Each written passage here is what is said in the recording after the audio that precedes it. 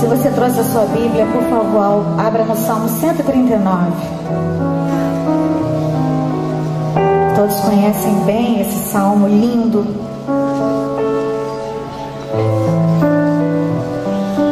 A minha versão é NVI. E diz: Senhor, tu me sondas e me conheces. Sabes quando me sento, quando me levanto. De longe percebes os meus pensamentos. Sabes muito bem quando trabalho, quando descanso. Todos os meus caminhos te são bem conhecidos. Antes mesmo que a palavra me chegue à língua, tu já conheces inteiramente, Senhor. Tu me cercas por trás e pela frente, pões a tua mão sobre mim. Tal conhecimento é maravilhoso demais. Está além do meu alcance, é tão elevado que eu não posso atingir. Para onde eu poderia escapar do teu Espírito? Para onde poderia fugir da tua presença? Se eu subir aos céus, lá estás. Se eu fizer a minha cama na sepultura, também lá estás.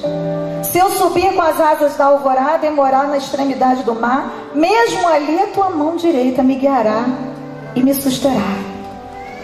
Mesmo que eu dissesse que as trevas me encobrirão e que a luz se tornará noite ao meu redor, verei que nem as trevas são escuras para ti. A noite brilhará como o dia, pois para ti as trevas são luz. Tu criaste o íntimo do meu ser e me teceste no ventre da minha mãe. Eu te louvo porque me fizeste de modo especial e admirável. Tuas obras são maravilhosas, disso tenho plena certeza. Meus ossos não estavam escondidos de ti quando em secreto fui formado e entretecido como nas profundezas da terra. Os teus olhos viram meu embrião. Todos os dias determinados para mim foram escritos no teu livro, antes de qualquer um deles existir.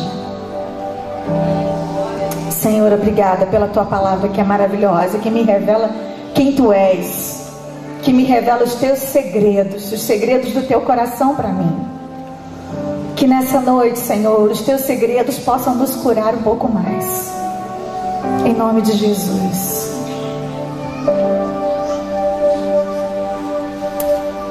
Tinha um amigo meu que falava assim: Êxola, capaz de guardar os seus próprios segredos, por favor, não conte para mim, porque se você não guarda o seu segredo, por que eu tenho que guardar? E tem gente que é assim mesmo, não é boa de guardar segredo. Dizem que eu sou boa, que me contam as coisas e eu não costumo levar adiante, não. Mas eu confesso que algumas vezes eu não guardei, que algumas vezes eu não resisti. Quem aqui já contou o segredo de alguém? Fala sério. A minoria. Deus está vendo, hein? Sinceramente, tem certas coisas na Bíblia, amados, que se eu fosse Deus, eu não contaria para ninguém. Tem certas coisas na Bíblia que a gente lê, que a gente tem até vergonha de dizer para o novo convertido que aquela pessoa era crente. Aquela pessoa que praticou aquilo. Se eu fosse Deus, eu tiraria da Bíblia a parte em que Ele coloca o homem e a mulher num jardim tão maravilhoso, dá tudo para eles na mão, dá o domínio de tudo, dá tudo que eles precisavam para viver felizes para sempre. Sara tinha um maridão sarado. Sara não, Eva. Adão tinha uma mulher sem celulite. Devia ser uma mulherão linda, maravilhosa. E eles tinham tudo que precisavam naquele jardim. Mas o capítulo 3 diz que ela foi seduzida pelo diabo, deu conversa para o diabo, ouviu quem não devia ouvir, caiu e ali entrou o pecado no mundo. Imagina a tristeza do coração de Deus, perceber que a obra-prima da criação dele havia falhado em obedecê-lo. Imagina a tristeza do coração de Deus, tendo que depois inspirar alguém para que escrevesse essa história para nós, contando para nós esse segredo. Ele poderia ter nos poupado disso, mas por algum motivo ele deixou aqui. Se está aqui na Bíblia é porque tem alguma coisa para nos ensinar. Eu também tiraria da Bíblia a parte que Abraão pega a mulher dele e dá para Faraó.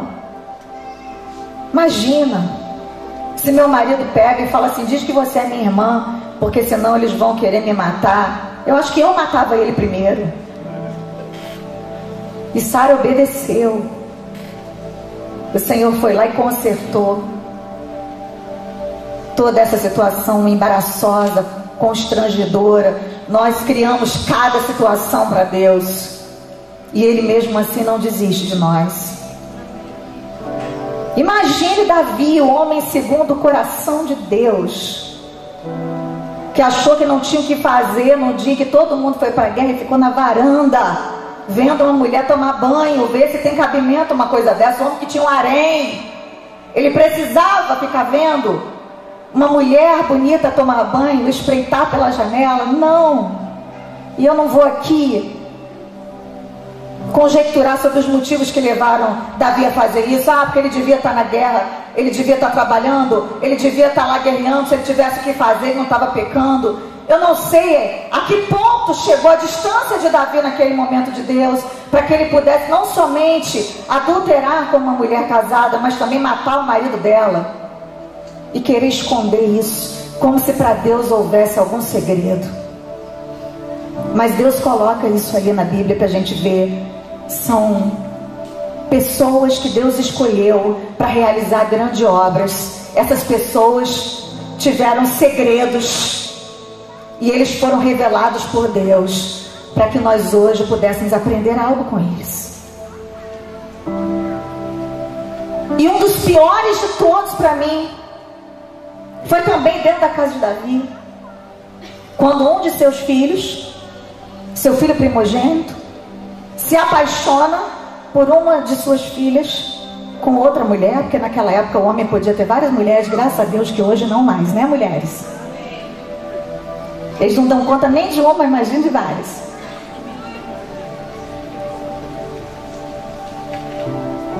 E de repente há um estupro dentro da casa do rei, do homem segundo o coração de Deus. E depois desse estupro tem um assassinato, porque o irmão, que era da mesma mãe, Absalão, mata Aminon. E uma sucessão de tragédias começa a acontecer na casa de Davi. E ainda assim ele continua sendo o adorador. Ele continua sendo amado por Deus. Deus, Ele pode desaprovar a nossa conduta, mas Ele não nos ama menos quando nós erramos, ou não nos ama mais quando nós acertamos. Deus simplesmente nos ama. Isso não é incentivo para que ninguém continue na prática do pecado. Eu apenas estou dizendo para vocês que Deus não esconde de nós os seus segredos. Deus é muito sincero com a gente, mas a gente nem sempre é sincero com Deus. A gente não consegue ser sincero com as pessoas. Às vezes nós queremos nos vestir de uma capa que não é real. E eu sei que eu estou falando aqui na maioria para pastores, líderes, pessoas que têm cargos na igreja. Por muito tempo foi um preconceito falar de doenças emocionais dentro da igreja. E glória a Deus, porque isso tem caído por terra. Porque nós entendemos que nós somos um espírito que mora num corpo, que tem uma alma. Nós somos 3 em 1, assim como Deus. E todas essas áreas têm que estar saudáveis, mas nem sempre estão. E nós já estamos muito cansados desse evangelho triunfalista, onde é só vitória, onde tudo tem que dar muito certo e a gente tem que determinar o que Deus faz. E Deus tem que fazer, porque se Ele não fizer é porque você não tem fé, ou então porque você não passou no encontro, ou então porque você cortou o cabelo e pintou a unha de vermelho. São vários os motivos que as pessoas criam para explicar as lutas e tribulações que Jesus disse que nós viveríamos. Jesus falou: no mundo tereis aflições, mas tem de bom ânimo. Como é que Jesus ia pedir de nós algo que Ele mesmo não desse? Como é que a gente tem ânimo na tribulação, amados? Me digam vocês que já passaram por muitas. De uma forma sobrenatural, Jesus nos concede aquilo que Ele, só Ele tem para nos dar. Porque fala sério, na hora em que a gente se decepciona com a gente, na hora em que a gente erra, ou na hora em que algo não sai da forma como a gente queria, dá vontade de se trancar dentro de um quarto, fechar a porta. Não é para orar, é para não tomar banho nem escovar o dente nunca mais, e nem olhar para a cara de ninguém. Mas aí vem a presença de Deus. Vem a presença de Deus que preenche todos os espaços vazios da nossa vida. E é nessa hora que a gente entende que Deus faz distinção entre quem é o seu povo e quem não é. É inevitável que os prisioneiros ouçam o som dos nossos gritos de dor, porque nós temos que gritar de dor. Há tempo para tudo na vida, há tempo de chorar, há tempo de rir. É inevitável que eles ouçam e que eles saibam que a gente sofre, mas também eles precisam ouvir o som da nossa adoração na hora que a gente estiver no cárcere interior da nossa vida, vivendo o pior momento, a pior prisão, e que eles saibam que o Deus que está ali com a gente tem o poder de quebrar essas cadeias. Cadeias do desânimo, cadeias da morte, cadeias da depressão. Deus pode curar, Deus pode quebrar. Imagina se Deus tivesse vergonha de contar toda a verdade para nós. Se Deus só contasse a parte boa da vida das pessoas, nós não valorizaríamos as vitórias, nós não nos identificaríamos com a dor de ninguém. Eu nasci num lar cristão. Meu pai vinha de uma família muito católica, com padres, freiras. A primeira pessoa que se converteu na casa do meu pai foi a minha tia, que partiu para o Senhor há uma semana atrás, com 80 anos. Ela foi a matriarca da família, ela que ganhou todo mundo para Jesus. Quando ela aceitou Jesus, toda a família a abandonou e disse: pra gente você morreu. E a minha tia permaneceu firme com Jesus. Ela, o marido, pastores em Brasília, 8 filhos. Ganhou meu pai para Jesus. O meu pai tinha síndrome do pânico. O meu pai queria se suicidar. O meu pai bebia cachaça, fumava maconha e queria se jogar do prédio. E um dia alguém disse para ele assim, uma voz forte, nítida no ouvido dele: vai ser crente que você fica bom. E ele foi procurar uma igreja evangélica e fez um desafio com Deus. E realmente ele entregou a vida a Cristo, e ele foi curado. Ele foi liberto desse espírito de suicídio que havia sobre ele, e essa síndrome do pânico, que hoje ele sabe o nome, mas na época ele não sabia. Depois ele casou com a minha mãe, que já era cristã. Eu sou a filha primogênita. Quando eu nasci, meu pai e a minha mãe, eles já viajavam pelo Nordeste do Brasil, onde eu nasci, fazendo a obra de Deus. Não tinha esse som, não tinha essa estrutura. Era num caminhão com uma caixa muito precária, pregando a palavra. Pessoas se convertiam em cidades onde eles tacavam pedra em crente, onde o crente não podia comprar no armarinho do vizinho, porque ele tinha outra religião. E eles foram pioneiros, fizeram a obra de Deus. Eu nasci, um mês depois que eu nasci, a minha mãe engravidou de novo, e ela teve gêmeos. Eita glória! Tinha televisão na casa, mas acho que eles não sabiam ligar. E os meus pais Seguiram fazendo a obra do Senhor. Minha mãe era cantora, soprano, lírico, lindo. E num dado momento a minha mãe adoeceu. Ela ficou muito enferma. Foi parar no hospital. Lá dentro ela pegou uma infecção generalizada. Ficou em coma por 28 dias. Os médicos desenganaram a minha mãe várias vezes. E o meu pai ia para a igreja, botava a igreja para orar. Todo mundo orava. Quando chegava no hospital, minha mãe estava sentada cantando. Uma sucessão de milagres aconteceram, mas ela ficou 1 ano internada.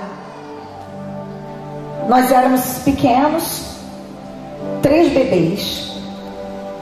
Quando a minha mãe finalmente ficou curada de forma milagrosa, eu conto tudo isso com detalhes no meu livro, que deve estar lá fora. Se não tiver, tem em alguma livraria aí para você saber a história, que é muito longa. Meu pai já estava desempregado e ele falou: o que Deus tem para mim não está aqui nessa cidade, eu preciso sair daqui, Deus precisa me tirar daqui, porque o que Deus tem para os meus filhos não está aqui, Deus está me dizendo. E ele foi para o Rio de Janeiro. Ele foi na frente e depois mandou buscar a família. Minha mãe já estava com outra criança de 1 ano no colo. Eu acho que meu pai veio embora justamente para não fazer um time de futebol. E minha mãe nos levou para o Rio de Janeiro. Nós fomos criados lá. O fato deles serem crentes, deles serem pastores, deles serem um casal de Deus, não os isentou dessa grande luta que eles viveram. Mas o meu pai entendeu que Deus tinha algo mais para ele, para sua família. Ele não parou, ele se levantou e continuou em movimento. Amado, quando você for assaltado por uma dificuldade, por uma crise, por uma luta, aprenda a ler as placas de Deus. Às vezes Deus nos tira do lugar de acomodação. Às vezes Deus precisa nos mover. Às vezes Deus precisa mover aqueles que Ele quer promover para um novo nível de intimidade com Ele. E nós fomos criados ali no Rio de Janeiro, eu cantando no coral das crianças. Com 15 anos eu já estava no grupo Altos Louvores. Com 17 anos eu conheci um jovem muito lindo, o mais bonito da igreja, o filho do pastor. Me apaixonei por ele. Começamos a namorar com a permissão dos meus pais. E eu descobri depois que ele era viciado em cocaína. Eu não tinha a menor noção de batalha espiritual. E eu achei que com meu amor eu poderia curar o Odilon. E eu fiquei lutando, batalhando com ele, entre idas e vindas. Namora, termina, a ponto de comprar tudo para casar, terminar com ele. 5 anos aproximadamente. Meus pais sofrendo junto, porque eles amavam o Odilon como um filho. A gente estava conversando ali com as pastoras.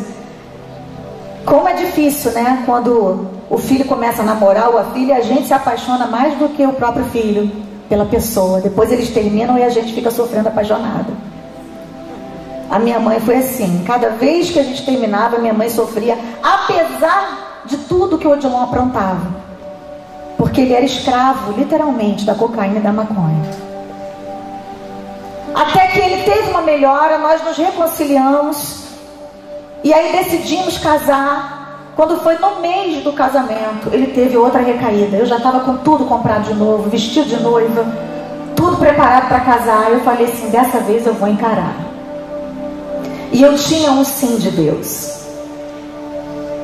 E eu me casei. E foi o ano mais difícil da minha vida até então. Ali naquele meu primeiro ano de casamento, amados, eu estava gravando o meu primeiro disco, Tira-me do Vale. E eu perguntava para Deus como é que eu ia ter autoridade de subir no altar e ministrar, se o meu marido chegava em casa todos os dias, 3, 4 horas da manhã, totalmente drogado. E eu não sabia se ele ia chegar vivo ou morto. E eu orava por ele, mas eu também gritava com ele. Esse era o problema. E eu gritava tanto, e assim, claro que essa parte na minha Bíblia eu não ia escrever, mas eu gritava tanto que a vizinha mandou uma carta para o meu pastor dizendo: pastor, eles vão se matar. Porque ela escutava, parede com parede, as discussões. E o Odilon às vezes batia na parede. Ele nunca encostou o dedo em mim, mas ele ficava nervoso. Eu também não tinha noção daquilo que estava diante de mim, uma pessoa totalmente drogada. Podia ter me feito mal, podia ter me machucado, mas o Senhor me guardou. Só que ali eu tive uma experiência muito grande com Deus. Ali naquele tempo de solidão, naquele tempo de lágrimas, eu entendi que aquela batalha era do Senhor. E eu entendi finalmente, amados, que eu precisava saber diferenciar quem era o meu inimigo, que não era o meu marido. E eu comecei a lutar com as armas de Deus. E enquanto eu orava e buscava e adorava, eu comecei a perceber que havia muitas coisas em mim que precisavam ser reparadas, que havia um conserto que eu precisava fazer com Deus, que havia coisas que eu também tinha que contar para Deus, apesar dele já saber. Segredos que eu mesma precisaria ouvir da minha boca, para que eu entendesse quem eu era. Porque quando a gente está lutando pela vida de alguém que a gente ama, é fácil a gente detectar os defeitos dessa pessoa. Difícil é a gente reconhecer quem a gente é quando a gente olha no espelho. Difícil é reconhecer que você é rixosa, que você é manipuladora, que você quer tudo do seu jeito, que você é mimada e que você quer tomar o lugar de Deus na vida do seu marido e dos seus filhos. Eu não tinha entendido quem eu era, até que eu tive que me quebrantar e que eu tive que perceber que Deus realmente queria assumir o controle daquela situação na minha vida, na minha casa.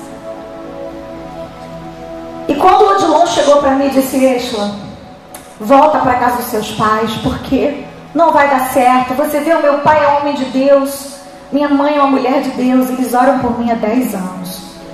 O pai do meu marido era o pastor José Santos, também sogro do pastor Silas. Vários pastores na família, todos orando, intercedendo pelo meu marido. E ele se entregou, ele disse assim: não tem jeito, você já percebeu quanta gente está orando por mim há tantos anos? Eu vou viver minha vida, eu nunca vou largar a droga.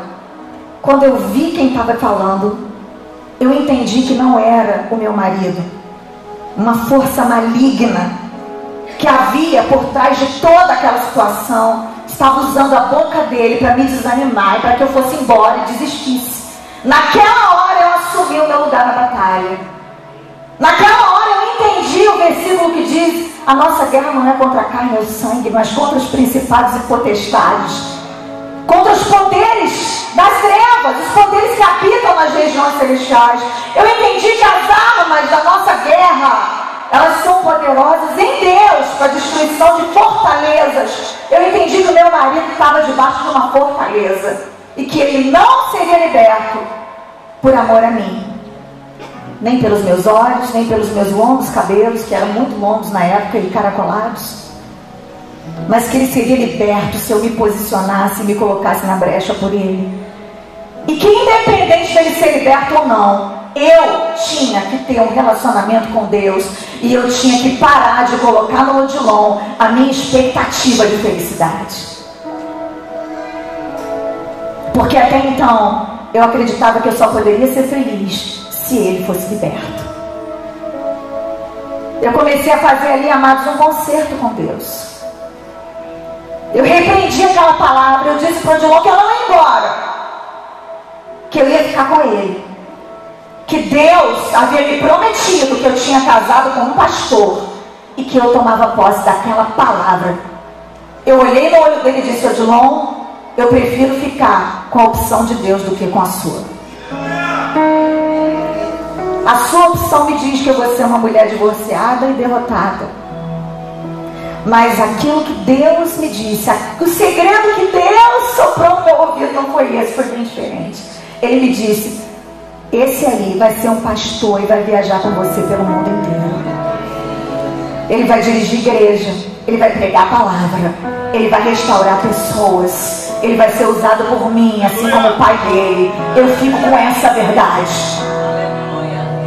E ele olhou para mim e falou: tá bom, você escolhe. A partir dali eu passei a ser a melhor mulher do mundo. Parei de gritar com ele. Eita glória! A vizinha nunca mais mandou carta de reclamação para o meu pastor. Eu comecei a orar pela casa, adorar a Deus. Comecei a fechar as brechas, tirar da minha vida aquilo que me distraía. Na época eu assistia muita novela. Hoje em dia ninguém faz mais isso, né? Né, amados? Pois é, nem séries. Eu passava horas na frente da TV assistindo novela. Aquilo me tirava um tempo que eu podia estar orando mais. Eu estava em guerra. Você tem que identificar o momento que você está vivendo. Em primeiro lugar, identifique seu inimigo. Repita comigo: meu inimigo não é meu marido, não é minha esposa, não são meus filhos, não é meu pastor e não é o meu vizinho. O meu inimigo é Satanás. Eu identifiquei, ele não é meu inimigo, ele é meu marido. Então, marido é pra gente namorar, marido é pra gente beijar, abraçar e amar, e fazer comida, mesmo queimada. Depois que eu identifiquei isso, o Senhor colocou armas espirituais nas minhas mãos, e eu comecei a me municiar dessas armas lá de Efésios 6, do capacete da salvação, ocupar minha mente com coisas espirituais, transformar a minha mente, transformar isso pela renovação do vosso entendimento. Quando o meu entendimento foi renovado, foi transformado, a minha mente mudou a maneira como eu agia. Eu passei a agir de outra forma, eu passei a lutar de outra forma. Eu comecei a jogar fora o lixo. Eu parei. Eu tinha muita prática de ouvir músicas mundanas, não estou condenando aqui quem ouve, mas naquele momento não era apropriado, porque eu precisava entrar numa guerra, então eu tinha que encher minha casa de adoração. E nessa época Deus começou a me dar canções, e essas canções começaram a me curar. Essas canções vieram como resposta para a minha vida, e a partir daquele momento eu nunca mais parei de escorrer as minhas lágrimas e de contar os meus segredos através das minhas canções. Foi ali que tudo começou. Parece que um portal se abriu no céu a partir do momento que o meu entendimento foi renovado. É isso aqui que a gente está fazendo aqui nesses dias, renovando a nossa mente para aprender a lutar lá fora. Aqui é só um quartel-general. Aqui você está só recebendo de Deus as armas, mas aqui dentro é lindo, é o céu. Da porta para fora que é o desafio, ou da porta para dentro da sua casa. E eu comecei a ver que o Odilon, ele estava ficando mais em casa. Ele estava gostando mais de ficar em casa. Tinha vezes que eu falava: Deus, me revela onde ele está agora. Eu quero ir lá onde ele está, porque eu estou sentindo um peso espiritual, um espírito de morte está sobre a vida dele hoje. Eu preciso saber onde ele está. E eu ia, às vezes de madrugada, onde ele estava, fumando maconha, cheirando, pegava ele, trazia para casa e falava: hoje você vai voltar comigo, porque senão você vai morrer. E o Senhor começou a falar comigo desse jeito. Eu comecei a ficar mais sensível à voz do Espírito Santo. Até que um dia eu fui gravar essa canção, Tira-me do Vale, no estúdio. O refrão diz: tira-me do vale, quero ver tua mão. Tira-me do vale, quero libertação. Chega desse vale, quero agora viver. Quero asas de águia para subir. Quero os pés como os das costas em mim. E quando eu acabei de botar a voz nessa canção, era noite. Eu tinha 1 ano e 2 meses de casada aproximadamente. Eu lembro que eu fui para casa, mas antes de voltar para casa eu me tranquei no banheiro do estúdio, me ajoelhei naquele banheiro e clamei a Deus para que Ele fizesse algo, porque eu estava no meu limite ali. Eu falei: Senhor, eu preciso de um milagre. O Senhor me prometeu, eu preciso ver essa promessa na minha vida sendo cumprida. Me dá um sinal, eu quero um sinal hoje. E eu fui para casa. E quando eu cheguei em casa, mais uma vez, 3 horas da manhã, esperei o Odilon voltar. Quando ele chegou, ele já chegou de joelhos no pé da cama. E ele falou: Êxola, coloca a mão na minha cabeça agora, porque ou Deus me transforma, ou Ele pode me levar, mas do jeito que eu estou, eu não vou mais ficar. E para a glória de Deus, dali ele foi para um retiro espiritual, e eu fui para outro retiro no Macapá. Naquela época a gente não tinha celular, a gente foi incomunicável por 4 dias. E durante esses 4 dias que eu fiquei escondida lá no coração de Deus e ele no retiro da igreja, o Senhor fez uma obra completa na vida do meu marido. Ele foi transformado, amados. Ele foi renovado com o Espírito Santo. E de lá para cá, nunca mais ele tocou em drogas. Nunca mais. Essa foi uma grande vitória que eu vivi. Uma vitória que eu tenho prazer de contar. Essa parte é muito boa de contar. Hoje meu marido é um pastor. O meu marido é o meu pastor hoje. Ele é aquele que me abençoa, é aquele que me envia. Ele é aquele que ora comigo nas madrugadas. Depois que o Odilon foi liberto, nós prosperamos. Nossa vida melhorou tanto. Muitos outros CDs vieram, muitas outras canções, composições. Outras situações difíceis nós vivemos, claro, porque essa luta que você está vivendo agora não é a primeira nem a última, não se engane. Ela é apenas mais uma etapa que você vai vencer, mas você vai crescer mais. Você vai receber mais autoridade, você vai receber mais força de Deus, você vai receber uma casca mais grossa, porque a vida é assim mesmo. Eu achei que era a pior luta que eu poderia ter enfrentado. Aí de repente eu perco a voz. No auge do meu ministério, daquilo que muitos chamam de carreira, vendendo muito CD. Hoje ninguém vende mais CD, né? Mas na época se vendia. Fazendo eventos, feliz da vida, viajando. Operei as cordas vocais, fiquei 1 ano sem voz, porque a voz não voltava. Foi triste, foi difícil, mas foi um tempo também em que Deus me escondeu e me guardou só para Ele. Em que eu escrevi canções que vocês cantaram aqui hoje, como Nada Pode Calar um Adorador. Canções que me ressuscitaram, que me trouxeram de volta para Deus. Porque de vez em quando a gente tem que refazer esse caminho. Mesmo sendo crente, mesmo sendo pastor, mesmo sendo cheio do Espírito Santo, dançando ninja, rodopiando, caindo no poder, a gente não pode esquecer o caminho do coração de Deus. A gente não é melhor que Davi, a gente não é melhor que Abraão, que Moisés. E Deus deixou aqui os segredos deles visíveis, para que a gente entendesse que nós somos também de carne e osso. Se Deus foi tolerante com eles, Ele não vai ser intolerante conosco, mas nós precisamos entender qual é o caminho. Mas a pior de todas as situações que eu vivi, vocês viveram comigo, vocês oraram comigo, vocês choraram comigo, e eu ainda estou vencendo. No dia 1º de maio de 2016, o meu filho foi internado com fortes dores de cabeça. E eu já tinha feito uma bateria de exames, de vista, de tomografia, e todos os exames que tem que se fazer quando a pessoa tem dor de cabeça.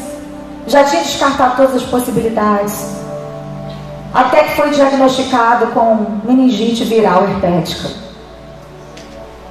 Para garantir, eu contratei ainda outros especialistas de fora, neurologistas, para que eles pudessem também dar avaliação. E todos foram unânimes em dizer: é tranquilo, ele vai ser tratado com antiviral, com aciclovir, Ele vai ter que tomar um anticonvulsivante, porque ele começou a ter convulsões. Mas fica tranquila, daqui a pouco ele está bem. E realmente tudo correu bem. Meu filho estava na UTI, de repente ele foi para semi-UTI, e já começou a receber visitas, e já começou a falar, e já começou a brincar, porque ele era um menino brincalhão. A gente estava com a passagem dele comprada para o Ciatanai, Mateus está ali, porque era o sonho dele estudar lá, e a gente ia lá conhecer. É uma escola de ministérios lá em Dallas. Estava tudo certo. A vida estava andando bem, apesar das lutas, das crises normais que a gente enfrenta. Só que de repente o quadro dele piorou.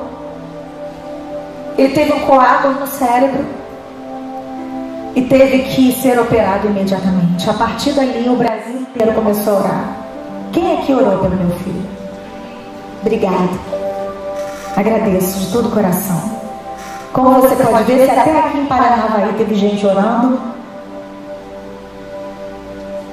se Deus não respondeu, não foi falta de oração, não foi falta de fé, não foi porque a igreja não estava unida. Amados, eu nunca vi uma igreja tão unida. Dentro do hospital, todos os dias, pelo menos 200 pessoas vinham de todas as igrejas nos arredores orar pelo Mateus nas salinhas de oração. Nós ocupamos todas as salas ecumênicas. Vinham pessoas da igreja católica, falavam assim: nós somos católicos, mas nós estamos orando por vocês, pelo Mateus. Nós estamos fazendo novena na igreja, orando pelo Mateus. Eu falei: obrigada, amém. Veio o pastor da Universal com a garrafa d'água. Por favor, toma essa água aqui, irmão, porque na nossa igreja a gente toma água e a gente ora e consagra água. Eu falei: me dá água aqui, pastor, tudo que me der eu estou recebendo. Porque nessa hora você não questiona quem está certo, quem está errado. Nessa hora o que une a gente é muito mais forte do que o que separa. Nessa hora não importa quem usa o método A, B ou C. A minha teologia cai por terra na hora da minha fragilidade, sabe? Eu não estou nem aí para como é que eles oram, como é que eles conseguem a vitória deles. Eu não estou nem aí para criticar ninguém, nem para apontar o dedo na cara de ninguém. Eu só quero a cura, eu só quero milagre, eu só quero viver, eu só quero que meu filho viva. E eu tinha certeza absoluta de que o Mateus seria curado. Absoluta, não foi falta de fé. Só que ele piorou. Ele entrou em coma. E a igreja continuou orando. A igreja continuou intercedendo. E um dia eu lembro que eu estava no quarto dele, o quarto dele da UTI, que tinha música 24 horas por dia de adoração a Deus. Os enfermeiros entravam e saíam de lá chorando. Oravam pelo meu filho. Vários desviados que estavam naquele hospital voltaram para Jesus naquela ocasião. Casamentos foram restaurados ali. Aí você me pergunta: então será que Deus fez isso por causa deles? Não, Deus não precisa matar o filho de ninguém para salvar os outros, porque já matou o dele. E o filho dele ressuscitou. Eu acredito, amados, que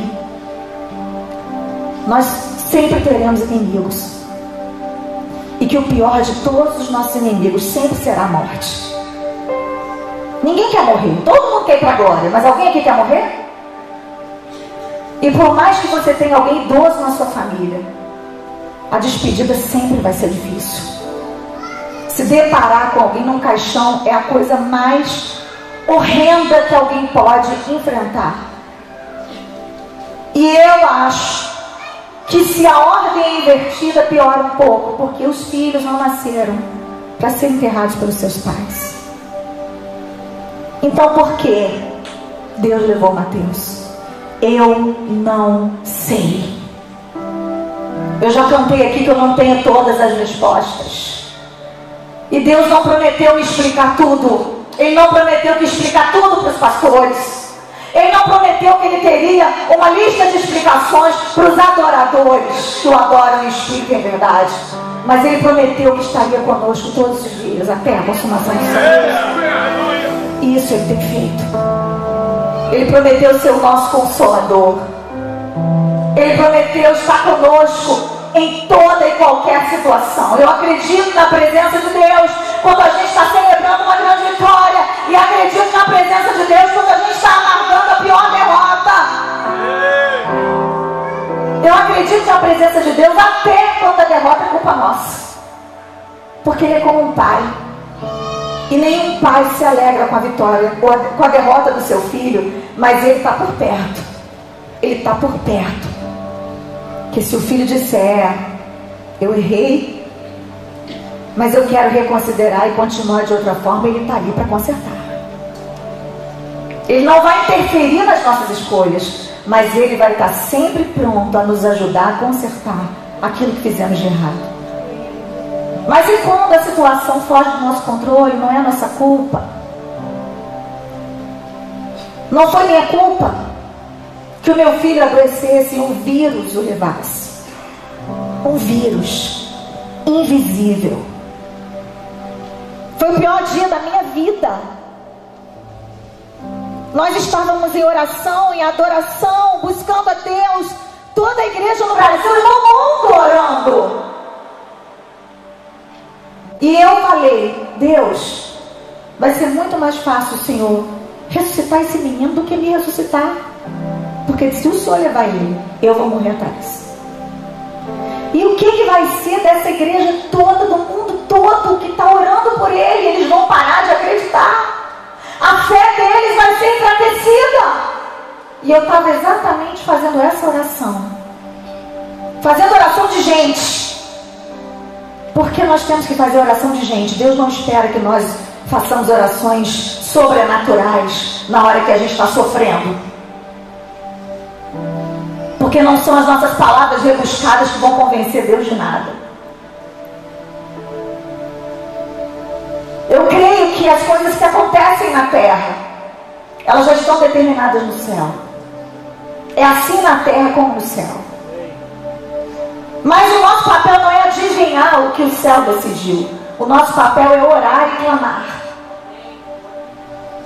E aí o Espírito Santo, Ele vai colocar na nossa boca a oração que Deus quer que nós façamos. Até aquele momento eu não tinha entendido que Deus queria levar meu filho. Eu estava orando por cura. Eu estava orando por ressurreição. Até que o Espírito Santo me disse: Êxola, eu quero que você entenda que o milagre dessa vez é você. E eu comecei a chorar copiosamente naquela sala, eu e Deus e o meu filho. Ele estava em coma. E o pastor Silas Malafaia entrou pelas portas, com aquele jeito dele, calminho. Êxola, deixa eu dizer uma coisa para você. Deus não precisa de advogado. Deus não precisa que ninguém defenda a reputação dele. Se Ele quiser, Ele pode ressuscitar o seu filho aqui ou dentro de um caixão, se preciso for. Ele pode curar o Mateus, e nós vamos orar até o último momento para que Deus cure o seu filho, embora ele já esteja desenganado. Mas entenda, quando a gente esbarra com algo chamado soberania de Deus, é a vontade dele que prevalece. E a nossa fé tem que ficar inabalável. Se Deus levar o Mateus, Ele vai te dar graça, Ele vai te dar força para você continuar. Claro que não era isso que eu queria ouvir. Claro que não era essa palavra que eu queria naquele momento. Eu botei a minha cara no pó e comecei a chorar e a clamar a Deus, porque seja qual for a vontade de Deus, Ele também pode mudar de opinião. E eu comecei a orar para Deus mudar de opinião. Eu orei até o último momento.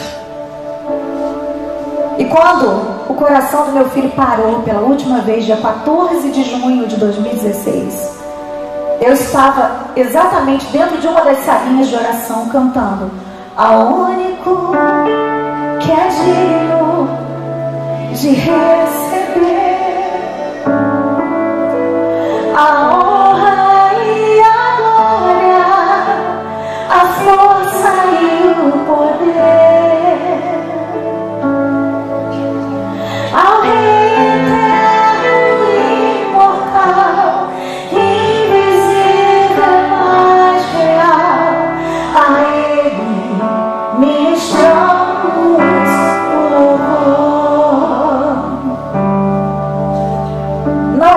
falar sobre isso, amados. Mas eu creio que quando Deus nos leva de volta a uma situação, não é porque Ele quer nos torturar, é porque Ele quer nos curar um pouco mais. E eu vim aqui para dizer para vocês, totalmente despida de toda e qualquer máscara de santidade, essa capa aqui não voa. Não é de Mulher Maravilha. Eu vim aqui abrir o meu coração e contar para vocês todos os meus segredos, quase todos, né? Só os que vocês conseguem guardar. Porque eu quero que vocês sejam curados também, entendam que não são só vocês que sofrem. Mas eu também creio numa vida após o luto. Eu creio numa vida pós-sofrimento, pós-decepção, numa vida pós-não de Deus. Porque nem tudo é assim no Evangelho.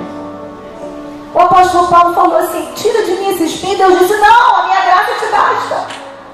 E a gente vê tantos exemplos em que Deus disse não. Então por que a gente insiste em achar que só funciona, que Deus só nos ama quando Ele diz sim? Esse evangelho é mentiroso e é frustrante demais. É mentira que Deus sempre nos responde como a gente quer. Mas é verdade que Ele sempre nos dá graça para a gente suportar aquilo que Ele quer para nós. Eu falei para Deus ali dentro daquele quarto que eu nunca mais ia escrever uma canção. Eu falei para Deus que eu nunca mais ia subir no altar para cantar, que eu não ia mais conseguir pregar a palavra. Eu falei: Deus, como é que eu vou dizer que o Senhor cura se o Senhor não curou meu filho? E o Senhor falou comigo e com meu marido: a minha palavra não passou a ser mentira só porque eu não fiz o que você queria. A minha palavra continua sendo verdadeira. A minha palavra continua sendo viva e eficaz, mais poderosa do que qualquer espada de 2 fios, que faz a distinção entre alma e espírito. A minha palavra continua a mesma. Eu não mudei porque o seu filho mudou. Porque o Mateus apenas mudou de estado. Ele agora está no estado de incorruptibilidade. O Mateus agora, ele não sofre mais a ação do tempo. Ele não pode mais ser influenciado pelo pecado. O Mateus, o meu filho, ele está em algum lugar esperando o arrebatamento da igreja. E a Bíblia diz que ele vai arrebatar antes de mim. Porque eu vou estar aqui quando o arrebatamento acontecer. E você também, a qualquer momento. Pelo menos é o que a gente espera. Ninguém aqui quer morrer, quer ser arrebatado.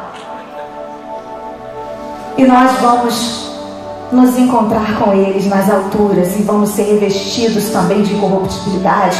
Receberemos um corpo glorificado por Deus. E sabe, amados, quando coisas assim acontecem muito perto de nós acordamos para uma realidade que é o cerne de tudo que a gente vive e prega. Nós estamos aqui de passagem. Nós temos que andar com os pés aqui, mas com os olhos na eternidade, sim. Nós temos que ter mais saudade do céu. Nós temos que desapegar um pouco mais dessas coisas da vida, até do ministério que a gente pensa que é nosso.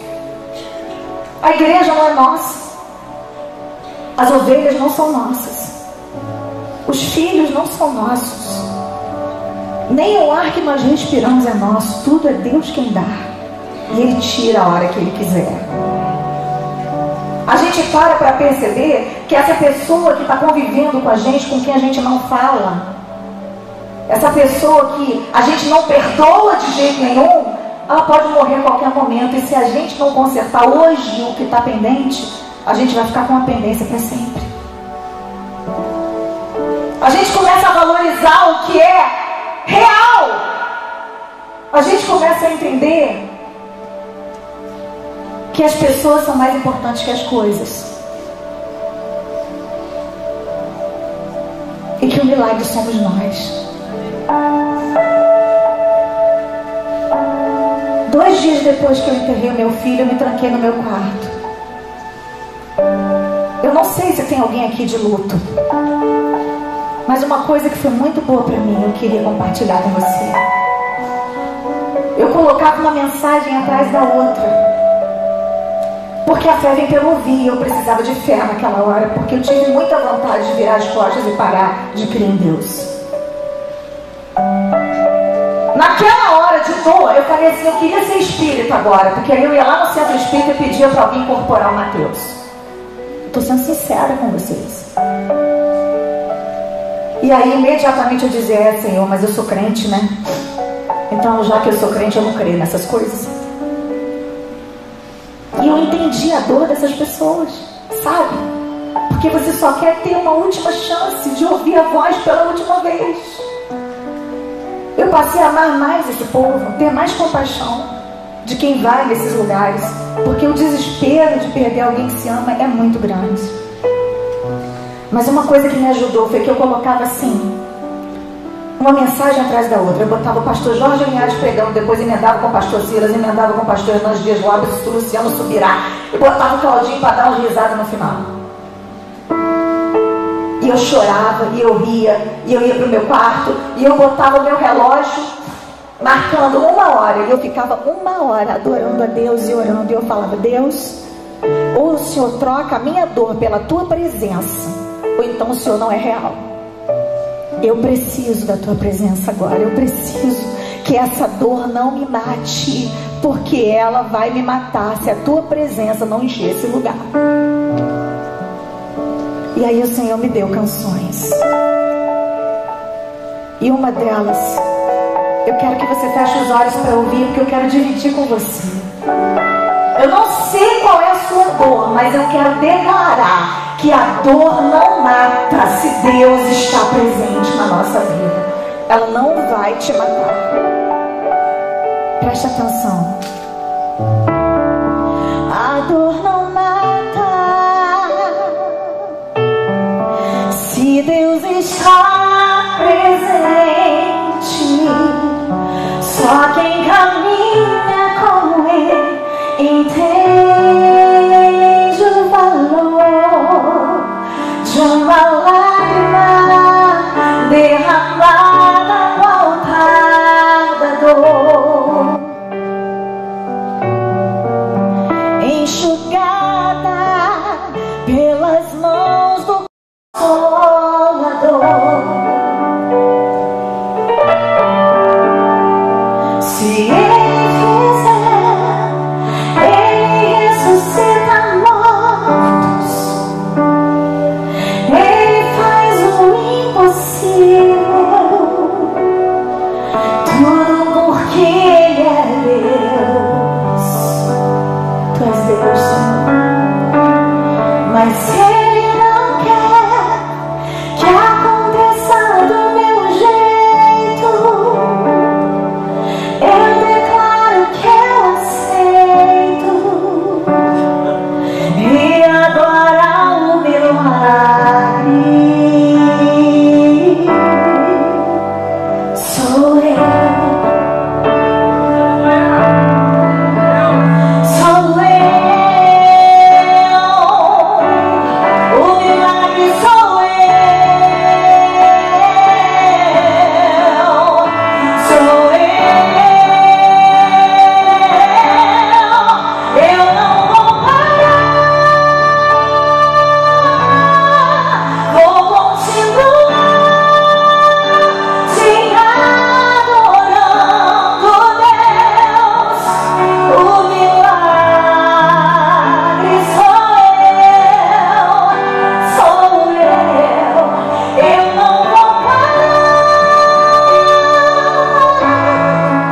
parar, vou continuar te adorando, Deus. O milagre sou eu.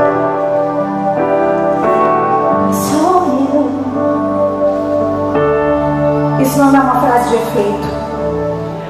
Isso é uma profecia sobre mim mesma. Eu não estou aqui porque eu sou forte, eu estou aqui para ficar forte. Cada vez que eu subo no altar e eu ministro a palavra de Deus, ela serve primeiro para mim. Cada vez que eu adoro a Deus, a presença de Deus vem primeiro para mim. Eu não posso ser aquilo que eu não sou dentro do meu quarto. Hoje eu acordei 1 hora antes de viajar para orar, trancada no meu quarto, para que Deus pudesse curar vocês também. Além de mim. Porque eu ainda estou no processo. Vocês acham que eu já venci? Tem dia que eu não quero levantar da cama. Tem dia que eu não quero viajar, que eu não quero ir pregar, que eu não tenho o que dizer. Mas quando eu abro a minha boca, o Espírito Santo me enche. Ele começa a me lembrar quem eu sou. E sabe quem eu sou? Eu não sou uma mãe lutada para sempre. Não é isso que me define. Eu estou vencendo o mundo. Eu sou um milagre. Eu sou uma mulher de Deus que já viveu grandes vitórias e grandes milagres e vai viver muitos outros. Eu sou mãe do Lucas, que está vivo e está estudando nos Estados Unidos. E um dia ele vai se casar, ele vai ter filhos e eu vou ter netos. E eu vou ter uma nora que vai me amar. Eu vou gerar filhos e filhas espirituais. Pessoas têm se levantado do leito de morte porque viram que eu quis continuar vivendo. Deus ainda tem o poder de fazer com que todas as coisas cooperem para o bem. Ninguém parou de acreditar em Deus porque o Mateus morreu. Muito pelo contrário. De uma forma sobrenatural, pessoas que estavam desviadas voltaram para Jesus. Mães que estavam enlutadas há 10 anos vieram e disseram assim: eu consegui me desfazer das roupas do meu filho que eu guardava há 10 anos, porque eu escutei que o milagre sou eu. Eu vim aqui para dizer para você, homem e mulher de Deus, que se eu estou conseguindo ministrar aqui, apesar da dor que ainda enche o meu peito, a dor que eu já venci uma grande parte, mas que eu vou vencer o resto. Se eu consigo andar chorando, andando, levando a semente, é porque eu estou de olho na volta. Eu sei que tem uma volta. E a volta não é só de lágrimas. No dia em que Jesus estabelecer esse momento da colheita, que eu creio que pode ser aqui e na eternidade, vai ser um momento de muita alegria, de muito sorriso. E eu sei que eu vou viver esse tempo, lá de Apocalipse 21, que diz que não haverá mais choro, nem dor, nem tristeza, nem luto, nem pranto, porque as primeiras coisas já passaram. A despedida, o luto fazem parte das primeiras coisas. A doença que você está enfrentando faz parte das primeiras coisas. É uma etapa, mas nós vamos vencer as primeiras coisas e nós vamos ser promovidos. E quer saber de uma coisa? Com a mesma consolação que nós temos sido consolados, nós vamos consolar outros. Eu gostaria que você ficasse de pé no seu lugar. E o meu desafio para você hoje, nessa noite, pastor, pastora, homem, mulher de Deus, é que você pare de acreditar naquilo que o diabo está soprando no seu ouvido. Porque se eu tivesse ficado com aquilo que o diabo soprou no CTI para mim, eu estaria morta provavelmente. Entraria para estatística das mães que se suicidam porque não conseguiram conviver com o luto. Mas eu quero entrar para a estatística das mães que, apesar de terem vivido a maior dor da vida, que é enterrar um filho, conseguiram seguir em frente com a sua fé inabalável. Não porque elas são fortes, mas porque Deus, Ele, o seu poder, se aperfeiçoa na nossa fraqueza. Porque Ele ainda tem o poder de pegar as coisas vis, as coisas fracas, as coisas desprezíveis, como por exemplo a mãe lutada, para subir no altar e dizer para pastores e pastoras que eles vão vencer, seja o que for. Eu não vim aqui para dizer que eu sou forte. Eu vim aqui para dizer para você que você é um milagre. Você é um milagre. E eu preciso que você acredite nisso. Eu preciso que você se levante como guerreiro de Deus nessa noite e declare: eu não vou parar. Eu vou continuar te adorando, Deus. Não vai ser fácil. Eu vou chorando. Eu vou molhando o caminho com as minhas lágrimas. Mas eu já estou de volta. Já estou de olho na volta. Eu já estou de olho num tempo novo. Num tempo de alegria. Num tempo de restauração. Num tempo em que não sou eu que vou precisar de cura, mas eu vou ser a cura para muitos. pode ser você. Eu não vou parar, vou continuar te adorando, Deus. O milagre sou eu. Bota a mão na sua cabeça e diz: eu não vou parar, vou continuar te adorando, Deus. O milagre sou eu. Eu quero fazer um desafio com você que está com vontade de parar. Essa noite é noite de contar segredos.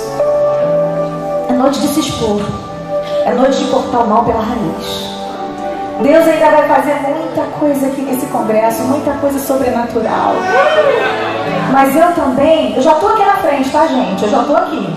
Inclusive, eu estou aqui. E eu estou diante de Deus, totalmente despida. Ele conhece todos os meus segredos e Ele sabe quem eu sou.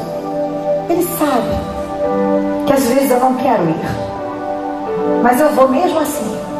Eu vou em obediência, e quando eu vou, Ele me dá vontade. Ele coloca vontade no meu coração. Às vezes eu não quero adorar, mas eu começo a adorar, e aí a presença de Deus me enche de um jeito que eu não quero mais parar.